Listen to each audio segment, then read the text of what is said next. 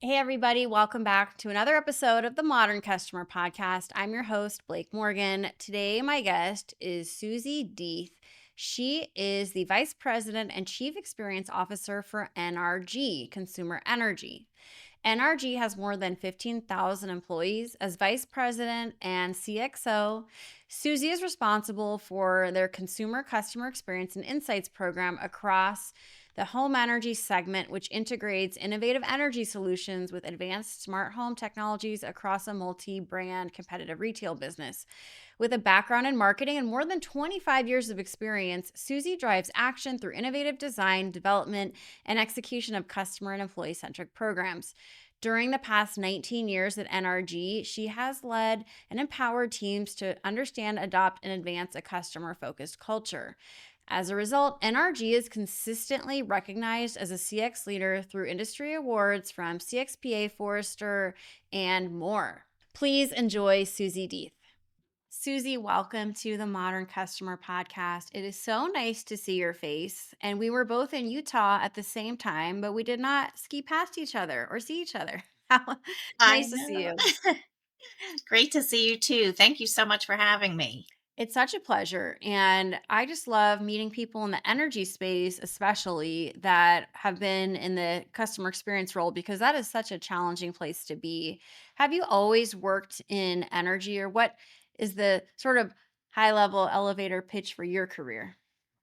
Yeah, so my background is in marketing, which was actually kind of a great transition and fit in the customer experience world. But for the past 20 years, I've worked in the energy space. So the bulk of my career has been in the energy space. Got it. So, for those that live outside of Texas and don't know NRG, can you describe what NRG is? Sure, absolutely. So NRG is an energy and smart home solutions company. We're based in Houston, Texas. We have more than 7.5 million customers and 15,000 employees. So definitely a large organization. And just a little bit of context about how the company has evolved over time is NRG originally started as a power generation company, and then it moved into the retail electricity space, and that's really where we focus on serving customers with energy and gas solutions in deregulated markets. So think of Texas, different parts in the East, some in Canada, where those customers have a choice of what electricity or gas provider they use. They can pick what plan they want. There's just a lot of choice and a lot of competition in that market. So it was really exciting from a customer experience perspective. And that's really what drove sort of the focus on CX kind of early on. And then about 2 years ago, we purchased a company called Vivint and moved our strategy even further into the home smart home space. And so that has been really exciting too, to bring together smart home solutions and energy solutions to deliver even more for our customers and create a whole new world of customer experience. So, Susie, with 7.5 million customers, and it is a complicated area, it's a complicated industry. What are some of the biggest challenges that you face as the chief experience and customer officer? Yeah, sure. So some of the challenges are, we have a large organization, it's a collaborative organization. And with something like energy, we want to differentiate ourselves on something other than price. We're not going to be the lowest price provider. We don't, customers tend to not think about their electricity until maybe if their lights go off or they're paying their bill. And so it's not a highly engaging industry. And so to really create an experience for our customers where they're getting value from us as an organization, and thinking about our brands in a way that matches with their lifestyle is really important for us. And it's been really important for us to really engage everybody in the organization so that they feel empowered and ownership in designing and creating and delivering on the experience that we want for our customers. As we've brought together the smart home and energy, that's kind of opened up a whole new opportunity in delivering more value for the customers and creating new experiences for them. And so that's really helped us kind of lean into some other areas of customer experience and even employee experience as part of that as well. So, Every chief customer officer is different. Every chief experience officer is different. Is there a way that you think about your role? Like, let's say your role is a pie, like how you divide the pieces of the pie. Yes. So I think in our area, we really try to bring together a 360 view of the customer to our internal stakeholders to help them make business decisions to create those experiences that ladder up to kind of the overall vision and strategy that we have as an organization. And so, in that 360 view, we really think about what's happening from a market perspective. We look at what are all the feedback that we get, what are the insights that we get from our customers, and then what's happening from a competitive perspective, and how do we use all of the information and the lens from that dynamic to help inform those decisions. And then again, on top of it, pulling in the employee piece and their perspective and matching those together to create that experience. Yeah, I think being in charge of both employee experience and customer experience is unique. The energy space, I mean, I'm in California. It's totally different than in Texas. Yeah. But how do you think about your employer experience? How do you think about the offering if we know employee and customer experience are linked? Like how does that change your approach to employee experience? Yes. It's really exciting because like I said, we're a very collaborative organization. It's not so much about, oh, we own this piece and we are delivering on that, but it's how are we kind of consulting and partnering with all the different groups in the organization so that they feel part of this. And that kind of hub and spoke model has really worked well for us. We've tried different approaches where it's been like, oh, there's a central customer experience team and we own all these things and we'll go tell you, sales department when you need to improve an experience. That doesn't necessarily work very well. And so we shifted to this hub and spoke where we're really about bringing people together around the table to help them see information, insights from that customer's perspective. That could be an external customer who's using our products and services, but it could also be an employee, and how they are working internally with each other. That employee focus became even more important with the acquisition of Vivint, where we were bringing together two very large, diverse organizations. Vivint, historically very customer centric, but also very product centric. They had a tangible product in home security, doorbell cameras, all of these different solutions. On the energy side, it's very intangible, right? So we're thinking about that customer service experience, the digital experience, the plans and pricing that we offer. And so bringing those worlds together is really important. And it's the employee piece that connects all of that. And so that's really where that employee experience piece became important to really understand how do the employees from these two organizations operate? How do they think? What are the similarities that we have that we can build on and then even just grow exponentially in pulling best practices from each of those cultures to create a new one NRG culture? All right. So when we think about energy, Susie, like you said earlier in the podcast, customers don't really contact you unless something goes wrong. So their power went out, maybe there's an issue with their bill. Has AI changed the way you deal with some of these frequently asked questions or like the more common questions you get from customers? Yes, we use a lot of great different layers of AI, whether it's learning models or natural language processing, chats, different types of interactions to help our customers and help also our agents be more efficient and effective in the customers that they're serving.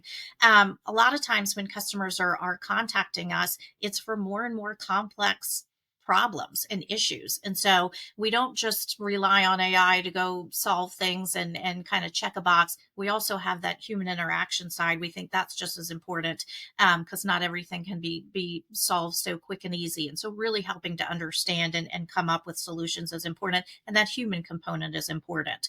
But we do absolutely leverage technology and see that as more of an opportunity to help with some of those areas, as well as from an employee experience perspective too.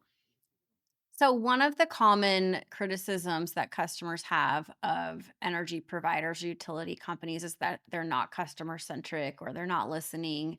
But I mean, I would say like a lot of companies like you in Texas have a better reputation. because customers have more choice, which makes you be more consumer focused. So, what lessons do you think that NRG has to teach the whole industry about customer experience? Yes, I love that. Um, almost 20 years ago when I started was started with NRG with the organization, it was very transaction focused. Customer experience wasn't even a discipline. There weren't robust, survey platforms or insights or feedback loops that were being used. And so it really was kind of this focus on transactions. And what we recognized was, in order to be competitive, in order to win the market and create something that customers would want to stay loyal for us, we needed to differentiate on something other than price, transactions, that sort of thing. And so that's where that experience really became important. And it evolved over time. We started with customer care and really helping our agents have better conversations with customers by understanding what are some of the challenges and pain points that they face that we can help with, and then expanding it across the organization so that everybody felt empowered and a part of that. Critical piece is listening to your customers, having those feedback loops, um, listening to your employees, finding out what are some of the pain points, what are some of the opportunities, and also, what are you doing well? What do customers love that you do that you can really lean into and help create employee motivation around that to solve for pain points, so that's not all just that negative either. Because there's a lot that we do well, that companies across the industry are doing well, and so we want to celebrate that also. It's interesting how the engine room of a company like NRG or a utility or energy company, like the customer experience work you do, customers might never know about, whether that's improvement to the technology, to the AI that you use to service them, to the power lines or the power grid. How much of your work is customer facing and how much of your customer experience work is in the engine room?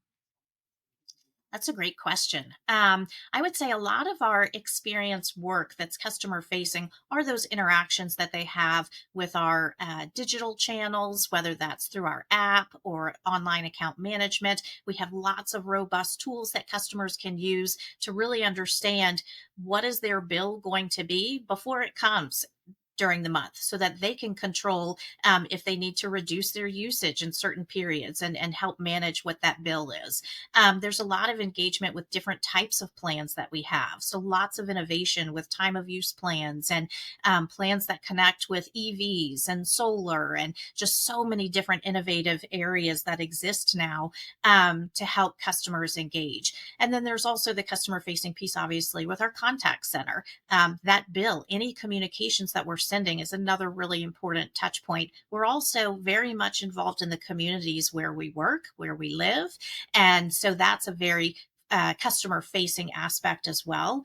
There certainly is a whole lot more behind the scenes in that engine room. I love how you said that, whether that's the power generation piece, whether it's the energy trading, whether it's the billing operations that's happening. There's a lot behind the scenes as well, IT infrastructure, but all of it comes to life in how we show up for those customers. This question is a little bit selfish because I personally have been watching this show called Landman on Paramount, Oh, yes. which is have you seen it? It's being filmed like in my backyard. Oh So, my yes. god.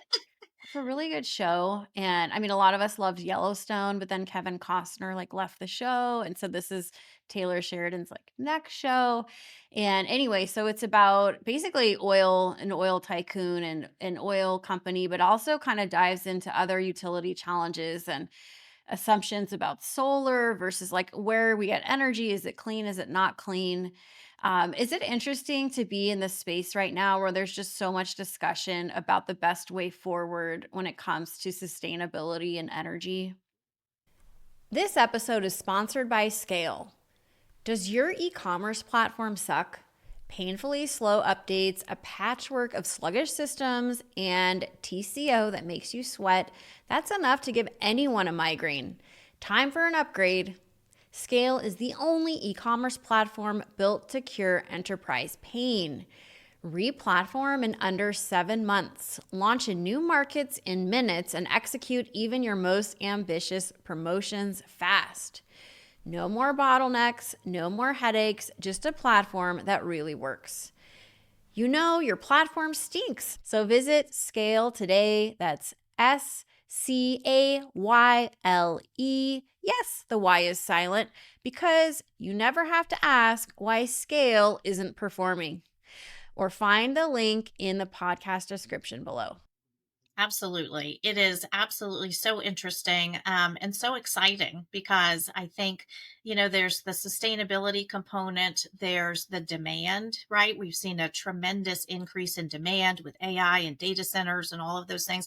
And so it's just such an exciting time for the energy space. And the sustainable component has always been a part of who NRG is and how we show up for our customers.